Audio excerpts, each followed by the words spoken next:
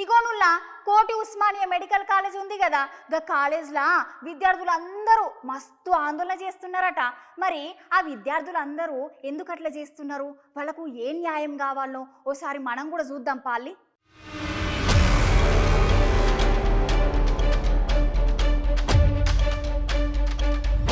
పైతనుల కోటి ఉస్మానియా మెడికల్ కాలేజీలో విద్యార్థులు అందరు కలిసి ఆందోళన చేస్తున్నారంట.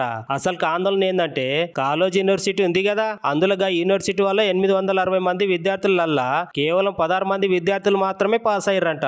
అయితే బీఎస్సీ అలైడ్ సైన్స్ విద్యార్థి జీవితాలతోటి చెలగాటం ఎందుకు ఆడుకుంటారని కాలేజ్ యూనివర్సిటీ పైన చర్యలు తీసుకోవాలని చెప్పి కోటి ఉస్మానియా మెడికల్ కాలేజీలో అలైడ్ సైన్స్ విద్యార్థులు ఆందోళనకు దిగిండ్రుల్లా. అయితే నట కాలేజ్ యూనివర్సిటీలో చదువుకున్న విద్యార్థులందరికీ లైబ్రరీ హాస్టల్ వసతి, సరైన టీచింగ్ సిబ్బంది లేకపోవడంతో ఉన్న కాలేజ్ గ్రౌండ్లకు విద్యార్థులకు అనుమతి లేకపోవడం మాకు తీవ్రంగా అన్యాయం కలుగుతుందని అంటున్నారు. ఫెయిల్ అయిన 844 మంది విద్యార్థులకు వెంబటే న్యాయం చేయాలని, మునుపటి ప్రభుత్వం ప్రవేశపెట్టిన బీఎస్సీ అలైడ్ సైన్స్ కోర్సుల ప్రభుత్వం వసతులు కల్పించాలని, గట్లనే 50% ఉన్న పాస్ పర్సెంటేజ్ ను 40% వరకు తగ్గించి న్యాయం చేయాలని స్టూడెంట్స్ అందరూ ఆందోళన చేస్తున్నారు.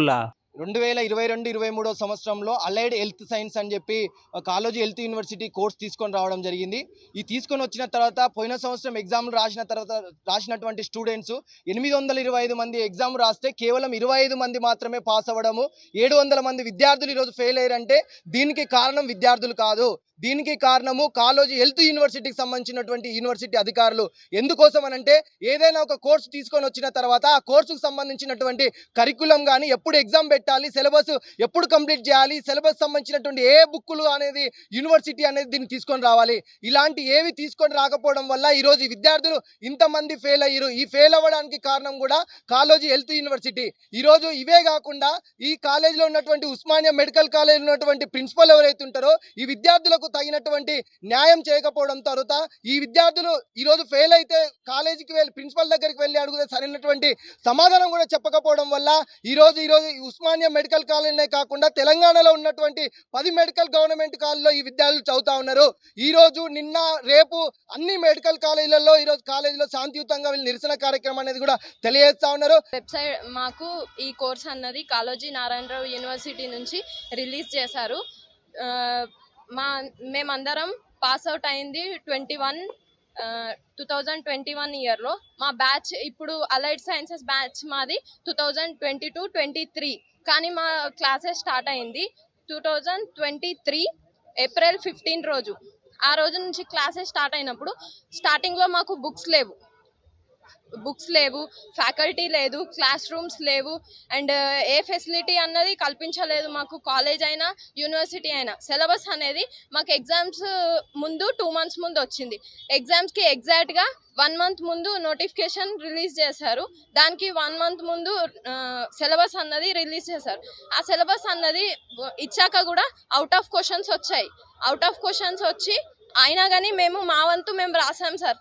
రాసినా మాకు మార్కులు అన్నది తక్కువ వేశారు. మేమందరం ఇంటర్లో 900+, 950+ మార్క్స్ వచ్చిన వాళ్ళమే.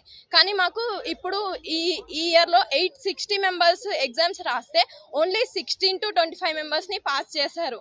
యూనివర్సిటీ నుంచి కరెక్ట్ సిలబస్ ఇవ్వకపోవడం, టైం టేబుల్ ఇవ్వకపోవడం, కరికులం ఇవ్వకపోవడం, ఫ్యాకల్టీ లేకపోవడం. మాకు ఏదైతే ఫ్యాకల్టీ చెప్పిర్రో వాళ్ళంతా పీజీ వాళ్ళు చెప్పడం జరిగింది.